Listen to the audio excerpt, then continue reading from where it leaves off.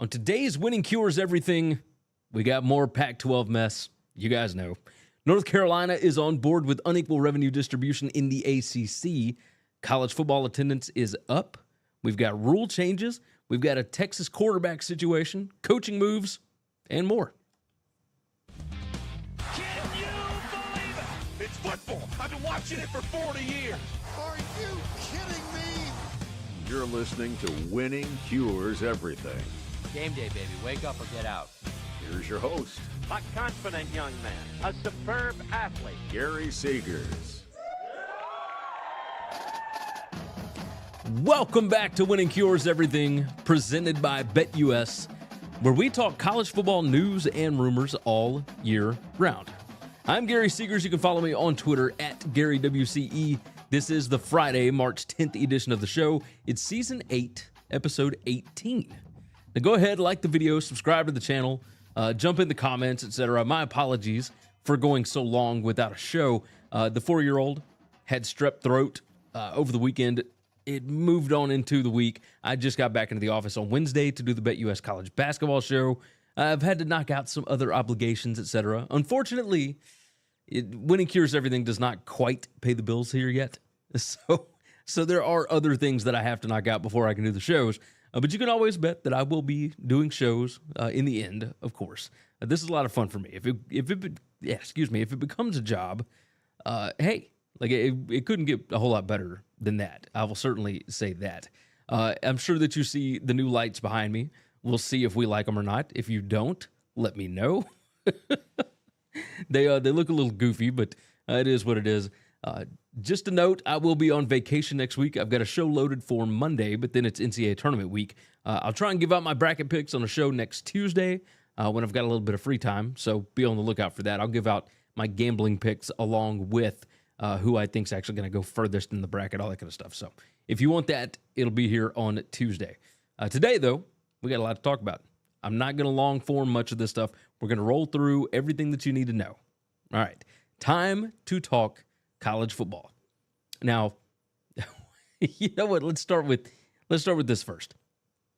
It's not college football news. We'll talk a little bit of college basketball. Cheers to Cranky Jim Boeheim on his retirement after 47 years at Syracuse. I'm going to tie a little bit of football into this. That program is undeniable proof that sometimes conference realignment does not work out the best for everybody. That basketball program had such a storied history with the Big East, and it's this time of year, every year, when the Big East tournament is happening in MSG and Syracuse is stuck playing down in Greensboro, North Carolina, that you really can look at that and think that maybe football should be separate from all of these other sports. Syracuse basketball does not move the needle in the ACC, but it does against St. John's, UConn, Marquette, etc., right? Syracuse was brought in for a TV footprint, and that sucks. But alas, as much of a jerk as Boeheim has been for the last few years, he is really one of the last of a dying breed. Hopefully the school will do something different for his retirement other than just allowing that awkward press conference followed by a social media post. That's my hope anyway. Also in basketball, Chris Beard is the leading candidate for the Ole Miss job. And this is just more proof that these bigger conferences do not care about anything other than winning. And that's not me throwing shade on Ole Miss either. This is proof that if your talents outweigh your problems, you're going to be hireable. Like, period. Beard was arrested, but the charges were ultimately dropped. Like, if you can live with the bad PR for a little while, your basketball team is going to be successful. But don't give everybody the BS about how the school is doing their due diligence in researching Chris Beard. Like, just be honest and tell everybody, hey, we got tired of losing, and we know that this guy can win. He wasn't charged with anything. We know some stuff went down, but we don't care enough about that to not hire him. Like, just be honest about it. I think more people would appreciate that. All right, let's move on. We're moving into the realignment portion of this, where we talk about media deals and all that kind of mess. Greg Flugauer, I hope I say that name right. He hosts the Peek Around the Corner podcast. He's on Twitter at Flug Empire, F-L-U-G Empire. He reported that his sources have told him that Apple TV is out of the Pac-12 sweepstakes. They are no longer in the running to get the Pac-12 media rights. Now, Greg, he is at least the only person that I know of that was tweeting about USC and UCLA heading to the Big Ten as early as March of last year. It didn't happen until the summer, but his sources have been pretty right on a lot of this stuff. Now, the fact that Apple TV could be out of the media rights negotiations for this, that's not necessarily a bad thing for the Pac-12. Like, we talked about this when it was reported that CBS and Turner were out on the Pac-12 negotiations. If Apple is out, that could mean that the league is closer to finalizing a deal with ESPN and Amazon. Like, Apple, we imagine, would have wanted the entire thing. Like, they don't want a diluted Pac-12 product, so the conference let it be known that they need a package with at least some kind of linear exposure, I would guess. Like, it would make sense that Apple was ready to drop out on this one. So I'll post the link to his podcast over there. I would highly recommend to go and check it out. Very, very cool stuff that he's doing over there. Dennis Dodd put out an article at CBS Sports titled Big 12 Readies to Pounce on Four Corner Schools as Doubt Creeps In About Pac-12's Viability. Now, I highly recommend that you read this. The link is in the description on it. There is a lot going on here.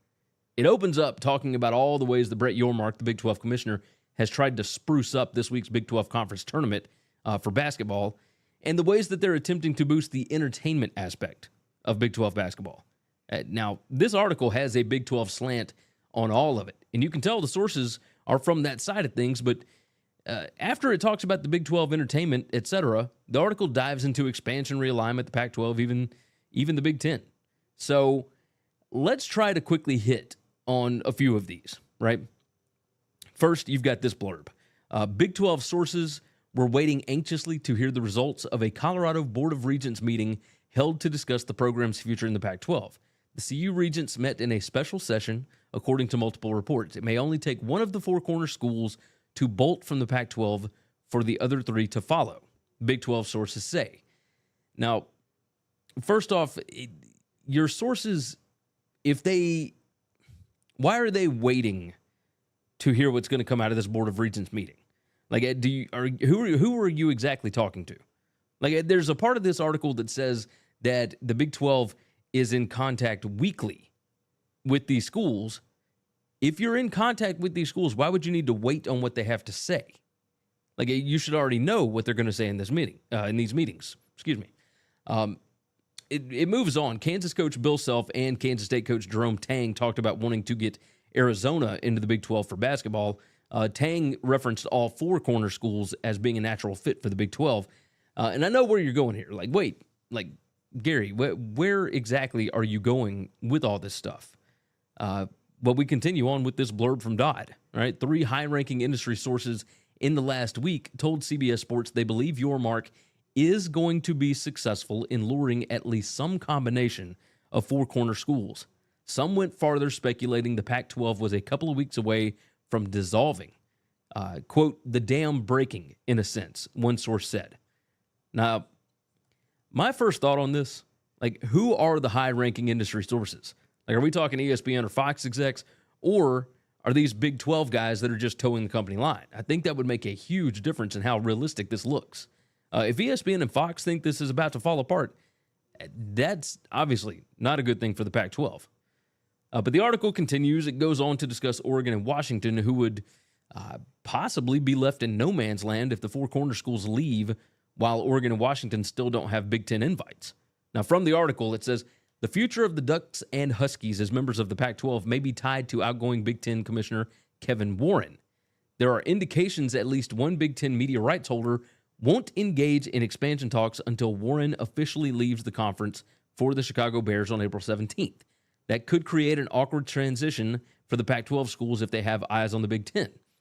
Now, I will go ahead and tell you this. There is a current Fox executive that is in the running to be the new Big Ten commissioner. Now, I'm not shocked it's taken this long to come up with a new commissioner. The schools certainly want to make sure that they've got the right person for the job, right? But why would you need a new commissioner before you decide to vote in new schools? Well, it continues on in the article there. It says the belief is there will be clarity about the Pac-12's future long before April 17th. And I'll go on and add this in there. God, I hope so. If we're still talking about this crap on April 17th, I mean, good Lord.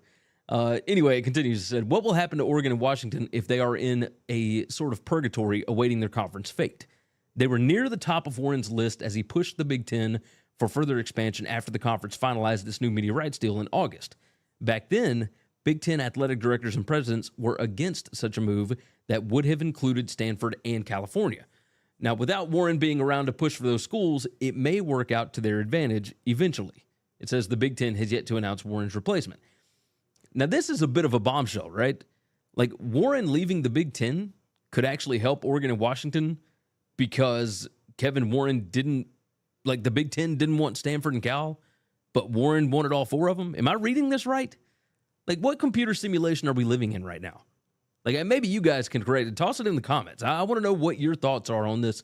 But the article then goes on to talk about whether or not the Pac-12's CEO authorizing the Pac-12 CEOs authorizing expansion by as many as 4 teams. You know, we talked about that last week with Colorado State being a possibility along with SMU, San Diego State, maybe Fresno. Who knows?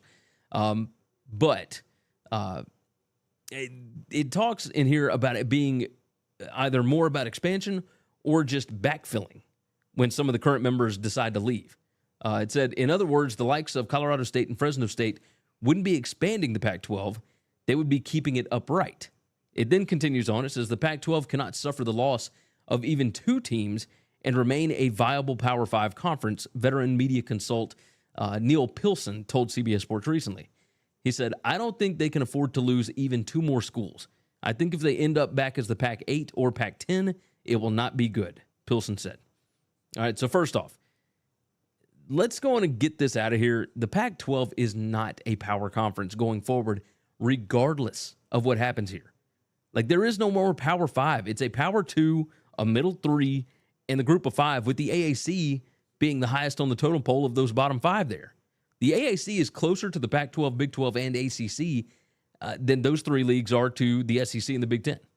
But I digress. Would the Pac-12 just dissolve if there's only 6 schools left, or would those 6 schools like move to the Mountain West? Would the Mountain West just morph into the Pac-12? Would schools like Nevada, New Mexico, et cetera, just eventually fade away or join Conference USA? Like, there is so much to break down with this, and I honestly don't have time to do it right now. If there are still questions after I get back from vacation, I may have to do a deep dive on it, but this is really nuts to think about.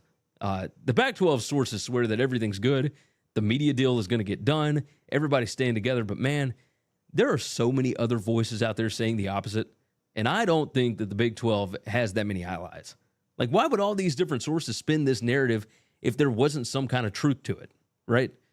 A lot can obviously change from day to day, so who knows what ends up happening. I tend to believe that somebody is going to leave the Pac-12 pretty soon, and when they do, as John Oran said, all hell is going to break loose.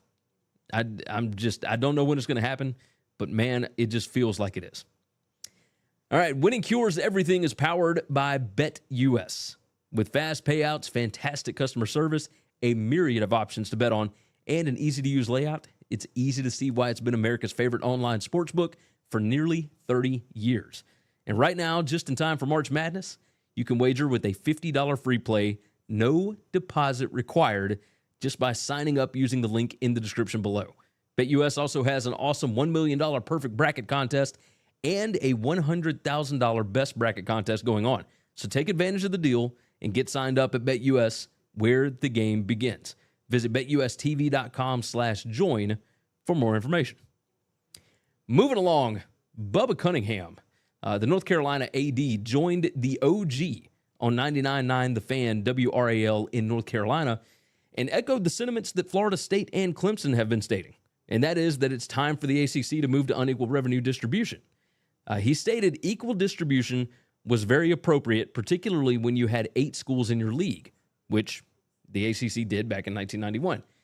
He said, as your league expands, the footprint expands, the number of sports that you offer differs, the overall value to the league and its media markets is different, and I think some of us are starting to suggest we need to re-examine that and take a look at where is the value and how do we distribute the money differently so that we can ensure the teams that want to invest the most will be rewarded for that investment.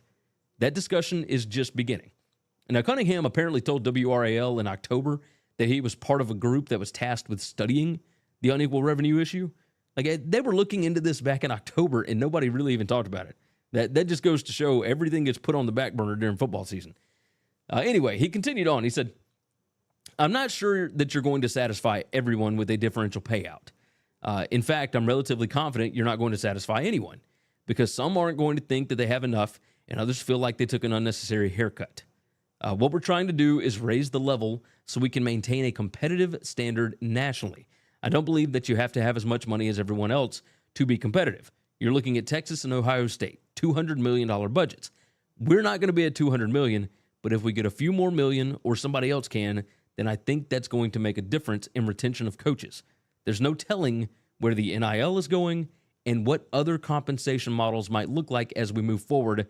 I think all those ideas will play out in the next couple of years, but you're going to need money to finance the new economic structure of college sports. So he's 100% right. Like, this isn't just about making as much money as the Big Ten and SEC schools so that Clemson can just build, putt-putt courses and water slides, right? Like, we are quickly approaching a day where schools will have to pay football players a salary. We've talked about it on the show a lot. And if you can only offer $50,000 a year and your competitor's offering $100,000, well, you know where the better players are going to go. Like, it's already looking like that with NIL, et cetera. But as it sits right now, that stuff is funded by boosters for, a few players here and there. Or they give, smaller contracts to, an entire position group, et cetera. Like, most school boosters cannot afford payroll every year for an entire football team without getting some kind of return on investment. Like, I was not shocked to hear Cunningham saying this, but, the numbers continue to add up. We now have 3 ADs openly saying that the ACC model has to change. I would imagine things are going to get a lot louder over the next few months. Just to guess. Dennis Dodd. Let's talk about this. College football is back, baby. Dennis Dodd wrote an article the other day titled, College Football Attendance Sees Largest Increase Since 1982. Now, in fact, it was the second largest increase since the NCAA started keeping stats back in 1978. The average FBS football game had 41,840 fans last season. Now, that's an increase of 5%, and that's with the Oregon State Stadium construction in Hawaii playing at a high school field. The per-game rise was 1,992 fans. In 2021, the average attendance was 39,848. That was the lowest since 1981. 2021 was the 7th straight season of declining attendance and the 9th in 10 years, which, by the way, the NCAA does not include 2020. The COVID season was just nuts overall, right? Now, nobody can really explain why it increased this much. There's a lot of questions, obviously. Is it just more of a rebound after the pandemic? People want to experience things in person rather than watching on TV, which is what people did when they were stuck in their homes for so long. Probably. That's probably part of it. Is it more teams being competitive, like Kansas, Duke, and Tulane? Probably. Could it be better matchups in stadiums and more people cutting cable TV? Maybe. It's likely a combination of all of these things. Regardless, more people are going to college football games, and that is never a bad thing. Now, on the other side, we're going to talk about Manning versus Ewers at Texas. The NCAA is being sued again. New NCAA football rules, Gary Patterson, and we got some more coaching moves. Let's check out some things you should know about. Every Tuesday and Wednesday at 1 p.m. Eastern, expert game analysis only on the BetUS TV College Football Channel. If you haven't already, subscribe to the podcast on Apple, Spotify, or whatever's your favorite podcast app. And if your app allows it, leave a 5-star written review. Visit the Winning Cures Everything web store to get all kinds of football shirts, hats, hoodies, mugs, and more.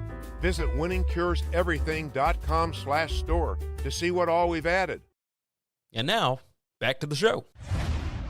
Steve Sarkisian was asked about Texas's first spring practice on Monday, and he stated, I'm not worried about who's going to be on the cover of what magazine next week.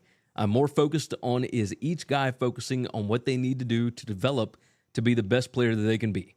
Quinn has an entire year of a head start, but I don't want to hold Arch back. I want to see how far he can take this thing and what it can look like. Now, Adam Schefter, noted NFL reporter, He read that as Quinn Ewers and Arch Manning are going to compete for the team's starting quarterback job. And he's not wrong, right? But as does anything involving Texas, like that turned a few heads for people that assumed Ewers was just going to be the starter after being the starter last year.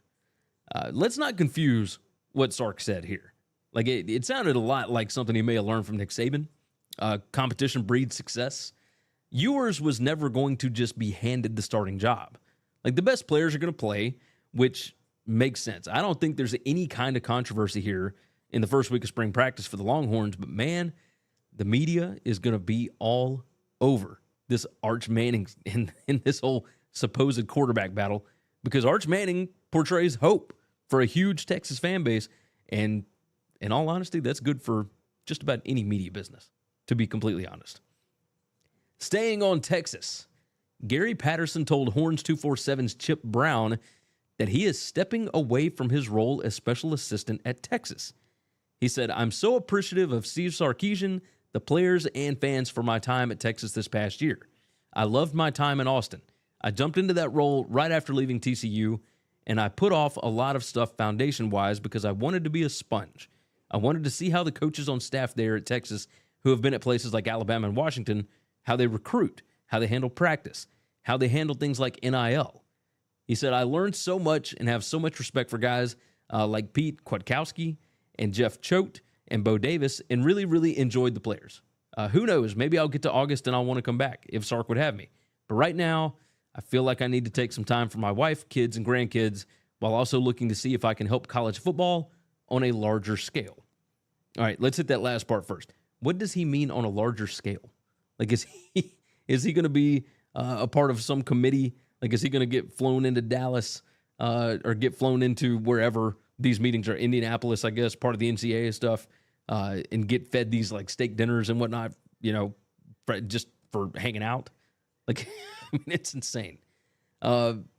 Patterson was the head coach at TCU for 21 years. He was the defensive coordinator under Dennis Franchione before that. He has been in Fort Worth for a long time. And his disdain for the Longhorns was widely known. It's why we made such a big deal about him becoming a special assistant for them last year, right? Now, I'm certain that Patterson had some hurt feelings with the way that TCU let him go after he was such a key piece in the success of that athletic department. With this track record, he's the kind of coach that usually would get to just decide when he's ready to leave, but the school did not afford him that opportunity. But you know what this whole thing reminds me of? Like in my less mature days, when I would get out of a relationship, if things didn't go well at the end of that relationship, I would date somebody that I knew that my ex hated just to get a rise out of them. Now, eventually, I'd get tired of the new person I was dating. I would move on to something more real. But you look at the similarities here. Patterson went to Texas, a school that he hated, 1 year after being fired at TCU. Now he's ready to get on with his real life, and he's leaving Texas. Like, it happens all the time, just not usually in college football. This was weird, but not exactly insane, right? Like, we all expected Patterson to eventually leave Texas. It seemed like a petty move on its face. And that's what it seems like now that he's leaving, a year later. Life Wallet CEO John Ruiz has told On3 that he is suing the NCAA regarding them recently placing Miami on probation for an impermissible benefit violation in women's basketball. Now, this was about what happened during the recruitment of Hannah and Haley Cavender. So the question, obviously, what is he suing over? Like, all they did was put him on probation. Well, this was supposed to be like an NIL adjunct violation, like what they were looking into. The NCAA labeled Ruiz a Miami booster in this. So Ruiz said in his in the On3 article, he said the main gist of it is I'm not a booster. Therefore, the categorization of me as a booster is legally incorrect. There has already been an agreement in place. I think the university could petition them back to shorten the probation period. Now, the NCAA defines a booster as a, quote, representative of the institution's athletic interests. That classification is earned by providing a donation in order to obtain season tickets, participating in an athletics program, making financial contributions to the school, providing employment for enrolled athletes, assisting in the recruitment of high school prospects, or assisting in providing benefits to enrolled athletes. Now, Ruiz's two sons both played baseball for the Hurricanes, and I got to tell you, I can't wait for this. I don't know that there is a single case that the NCAA can win right now with anything about NIL, etc. Like, their rules are so confusing that I don't think that they can properly defend themselves in court. Like, new president Charlie Baker, I hope you guys are ready and geared up for this one, because Ruiz is the kind of guy that will sling around money as long as he has to win a case. And he may have something here. Like, I don't doubt it at all. I think that he feels like he's got a good defense. But the NCAA, we've seen this over and over and over again. Like, they are knee-deep in it. I mean, they can't seem to win anything. So it's not shocking to me that Ruiz, as soon as the NCAA tried to levy down any kind of punishment regarding him, I understand it. I fully understand it. Last week, UCLA signed sixth-year coach Chip Kelly to a contract extension that will keep him with the school through 2027. Now, he is 27 and 29 in 5 seasons, but they have really peaked in the last 2, going 17-8 and watching the offense pick up just a ton of steam. Like, I think the last thing that the AD at UCLA wants to do right now is look for a new coach as the school heads into the Big Ten in 2024. Like, stability was the key factor here. So this is good for Chip. Good for Chip. Good for UCLA. I enjoy Chip Kelly. So I think this is a good thing. Let me go ahead and remind you, if you haven't already, go ahead and click the like button. Subscribe to the channel for me. My goal is to reach 10,000 subscribers by the end of the year. And we are well on our way at this point with nearly 8,300 subscribed. So, on top of that, leave a nice review on the podcast as well. All those different things help out my little one-man show tremendously.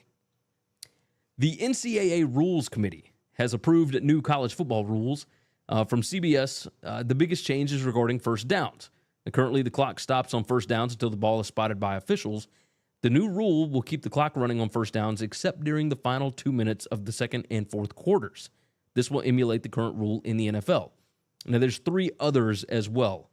No consecutive timeouts. We've talked about this. Mostly impacts field goal attempts when opposing coaches call multiple timeouts in order to ice the kicker. Untimed penalties. Rules violations that occur with no time on the clock in the first and third quarters would then carry over to the next quarter, thus limiting untimed downs to the end of the halves. Replay adjustments. This is the other one. During games in which there is not a replay official in the booth, on-field officials will have optional replay in which they can use available video after a coach's challenge. That means that the clock running on an incomplete pass did not get approved. Now, this still has to be voted on by the panel to be officially implemented on April 20th, so there's still one more step here, and I honestly don't really have an issue with any of these. Like, I find it a bit shocking that there are actually games that don't have a replay official in the booth, seeing as basically every game is televised somewhere these days, but I do believe it's possible that smaller conferences may not have that in their budget. Who knows? Some of these TV networks may not have that in their budget. Who knows? But I'm okay with all these. Toss your thoughts in the comments. According to On3's Matt Zenitz, Louisiana's Will Myers is joining Georgia as their director of player personnel. Myers worked at Ole Miss and South Carolina previously. He's going to replace Matt Godwin, who decided to pursue opportunities outside of college football. I have no thoughts on this. He's got SEC experience, and at this point, I just trust Kirby with any hire that he makes. I don't think they're going to have any problems there. Zenitz also reported Sal Sunseri is the top target for defensive tackles coach at Colorado. Sunseri was a special assistant to Nick Saban in Alabama this past year. He had 2 stints as a coach at Alabama. His son, Vinny, played safety there before heading to the NFL. Now, I'm a little surprised that this is even a coaching position. Like, in FBS, you're only allowed to have 10 on-field assistants, and using one of them to only coach defensive tackles instead of the entire D-line is a tad surprising. Like, we'll see if they add more to his title once it becomes official, but it's definitely interesting. Like, Deion Sanders making good hires in Boulder. I'm a fan of what he's doing so far. Alabama has hired Charlie Strong as a defensive analyst. That's right, the co-DC at Miami last year. Charlie Strong, former Texas coach, former Louisville coach. He was a defense coordinator at Florida. He was the coach at South Florida as well for a little bit. But he is now an analyst in Tuscaloosa. I would imagine if Kevin Steele doesn't get things going, or if Kevin Steele decides he wants to retire or something along those lines, it's entirely possible that Charlie Strong could be, the next dude up. We'll see. But Strong, good football mind, I'm sure he's going to add something to that room. All right, that is going to wrap things up on today's Winning Cures Everything. If you haven't already, click the like button. Make sure that you are subscribed to the channel. Jump in the comments, of course, with all your thoughts on everything that we talked about today. Make sure that you get signed up over at BetUS. Join their $1 million perfect bracket pool and their $100,000 best bracket pool. Of course, subscribe to the podcast. Leave a nice review. You guys know what the stuff to do at this point. But I certainly appreciate you when you do it. I certainly do. As always, if there's something you want me to talk about on the show, feel free to hit me up at GaryWCE on Twitter, or you can email me, Gary@winningcureseverything.com. I hope you all have wonderful weekends and wonderful NCAA tournaments. I'll be on vacation next week, but I hope that you all have a great week. Until next time, take care of yourself, take care of each other. God bless college football, and hopefully all of your tickets cash this week. Thanks for listening to Winning Cures Everything. Make sure and subscribe on YouTube or your favorite podcast app, and make sure to leave a nice 5-star review. You can follow Gary on Twitter at GaryWCE, and the show is at Winning Cures. Be sure to check